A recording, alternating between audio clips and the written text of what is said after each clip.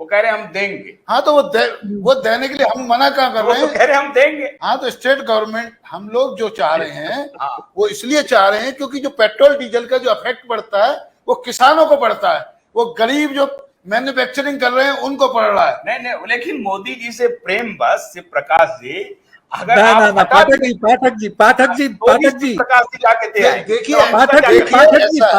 ऐसा नहीं, एक सेकंड पाठक जी प्लीज मेरे को बोलने दीजिए, मैं सुन लिया चर्चा। देखिए ना तो मेरे को मोदी जी से प्रेम है ना मनमोहन सिंह जी से प्रेम है, मैं आई एम इम्पार्शियल, मैं तो बिजनेसमैन हूँ, मेरे को तो सब ये ठीक है। और मैं पहला एक बात बताऊं, पहले मैं किसान हूं, पहले मैंने बोला, बाद में मैं इंडस्ट्रीज बनाऊं। पहले एक समझ लीजिए, एग्री होना नहीं होना, मैं एग्री नहीं हूं इसलिए मैं मोदी का हूं, ये अगर आपकी सोच है तो बिल्कुल गलत बात है। या मैं एग्री नहीं हूं इसलिए मैं कांग्रेस से हूं, ये बिल्कुल सोच गलत है। आप ये पहले एक समझ लीजिए सर कि ये बोल रहे हैं कि मैं 30% डीजल के प्राइस कम कर दूंगा और मैं 11% ग्रोथ ले दूंगा, इसको कोई वैल्यू नहीं है। डीजल का consumption 70% diesel goes in the transport sector के अंदर। किसान के पास तो 20 के बाद में डीजल का कंजम्पशन, किसान का कंजम्पशन आप फिगर निकाल के दीजिए कम हुआ है, क्योंकि बिजली मिलने लगी है किसान को। पहले डीजल इंजन पे, डीजल पे चलाना पड़ता था उसको, पानी का पंप। अभी किसानों को बिजली मिलने लगी है, जो बिजली नहीं मिलती थी, बिजली कट खत्म हो गया करीब करीब बहुत कुछ जगह स्टेट्स के अंदर जो हालत खराब थी। तो वो जो डीजल का पैसा उसको लगता था वो कम गया, इसलिए आप स्टैटिस्टिक निकाल के देखिए कि डीजल का consumption in the agri sector कम हुआ है। तो कम होना था तो फिर तो उन्नति होना ही चाहिए था। खूब कल 0 कर देंगे, डीजल फोकट में बांट दीजिए अगर ऐसा है तो। ऐसा नहीं होता है सर। टैक्स अगर उस पर अगर महंगा सस्ता कर दिया डीजल को तो फॉरेन से इंपोर्ट ज्यादा होता है, कंजम्पशन ज्यादा होगा, विच 70% to 80% goes in the transport sector. तो अपनी को फॉरेन करेंसी की अपनी शॉर्टेज है, अपन इंपोर्ट करते हैं काफी ज्यादा, तो अपने already we are in CAD अपना कम है। शिव प्रकाश जी हमारे स्टूडियो में वो व्यक्ति हैं जो आपसे बने 1 सप्ताह तक चर्चा करके आपको कन्विंस कर देंगे। मैं आपको दावे के साथ कहता हूं, स्टैंड अलोन बात तो नहीं कर रहे हैं, लेकिन मैं प्रकाश जी के पास जाता हूं, लेकिन थोड़ा सा आप उत्तर दे दीजिए। वो कह रहे हैं कि आप फ्री कर दीजिए पेट्रोल को, आप जो है सो ये कर दीजिए। सबसे ये बात कुछ और कह रहे हैं, ये कह रहे हैं कि अतिरिक्त पैसा जो आया जो सबसे जो बड़ी बात है कि अगर हम कुछ करना ही नहीं चाहते, हम चाहते हैं सब कुछ ठीक है तो ठीक है, लेकिन उसके बावजूद भी यदि सारी जनता भी नहीं चाहती तो देश बदलते हैं कुछ लोग ही।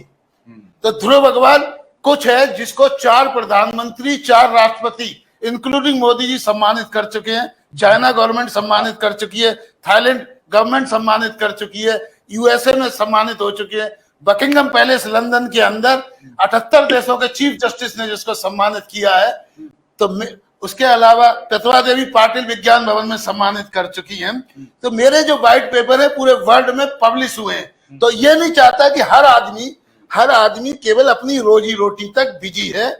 वो ये इवन चार्टर्ड अकाउंटेंट का मैं चेयरमैन रहा, सारे चार्टर्ड अकाउंटेंट जो लॉ होता है उसी ये फॉर्म भरने में बिजी होते हैं कि लॉ कैसे बना। मैं लॉ का भी टॉपर हूं आज की डेट में, इंटरनेशनल काउंसिल ऑफ जूरिस्ट का मैं इंटरनेशनल को चेयरमैन हूं। हमारा बकिंगम पैलेस के पास ही लंदन में ऑफिस है, और हम लोगों ने 30 लाख करोड़ का चाइना पे भी केस किया था, और वो ह्यूमन राइट जो कोर्ट है उसके अंदर इंटरनेशनल ह्यूमन राइट कोर्ट में एक्सेप्ट भी हो गया था, लेकिन बाद में सरकार पीछे हट गई कि ये प्राइवेट संस्था है, हम नहीं चाहते कि चाइना से कोई विवाद हो।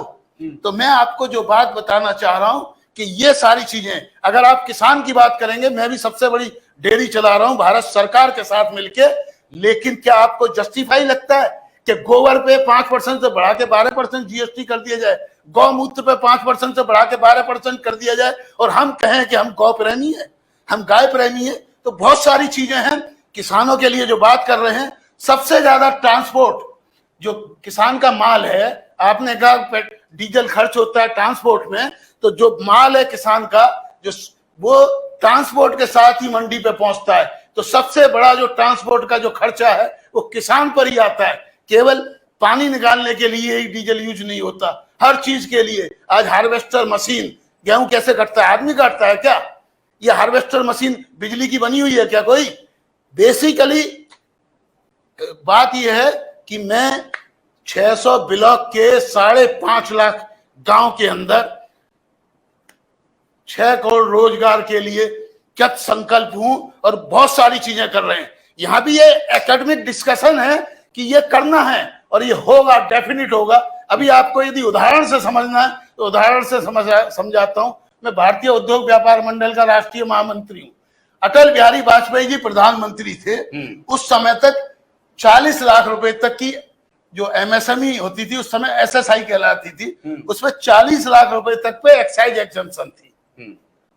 हमने कहा 2 करोड़ रुपए तक कर दो, तो सारे अफसर आगे वही टैक्स लेस हो जाएगा। हमने कहा हमसे एफिडेविट ले लो, अगर आपका टैक्स 4 गुना ना हो जाए 2 करोड़ करते हुए, तो आप ये 40 लाख की भी एग्जम्पशन हटा देना। और ये सारा जो काम है ये हमने किया और माना अटल बिहारी वाजपेयी ने, और टैक्स का रेवेन्यू कहां से कहां पहुंच गया। अभी मैं आपको बहुत सारी चीजें बताता हूं सरकार की। अटल बिहारी वाजपेयी थे, उससे पहले कारगिल टैक्स लगाया गया था। कारगिल टैक्स लगाया गया था 1% का पेट्रोल और डीजल पे कारगिल टैक्स। उसके बाद में जब कारगिल की बार खत्म हो गई तो कहा गया ये टैक्स हटाइए। उन्होंने कहा ये इसमें जोड़ देते हैं। इस कारगिल टैक्स किस पे लगाया था? पेट्रोल डीजल पे, कि इसको हम रोड टैक्स में जोड़ देते हैं, इससे बड़े बड़े ब्रिज बनेंगे और कोई टोल टैक्स नहीं लगेगा। तो वो 1% भी लग रहा है और टोल ब्रिज भी लग रहा है। तो सरकार केवल लेने का काम कर रही है। उसकी वजह से क्या हो रहा है? कैपिटल शॉर्टेज होती जा रही है। कैपिटल शॉर्टेज की वजह से जो एमएसएमई है 40% के यूटिलाइजेशन पर चल रही है। तो मेरा कोई मोदी जी से विरोध नहीं है, मेरे को खुद उन्होंने स्टेट मंत्री का दर्जा दिया हुआ, अभी भी मैं एनिमल वेलफेयर बोर्ड के अंदर हूं, तो मेरा कोई विरोध नहीं है। लेकिन मैं यहाँ पर जो है एकेडमिक डिस्कशन और जो भी मैंने ये प्रस्ताव दिए हैं, खुद पब्लिक में आने से पहले निर्मला देवी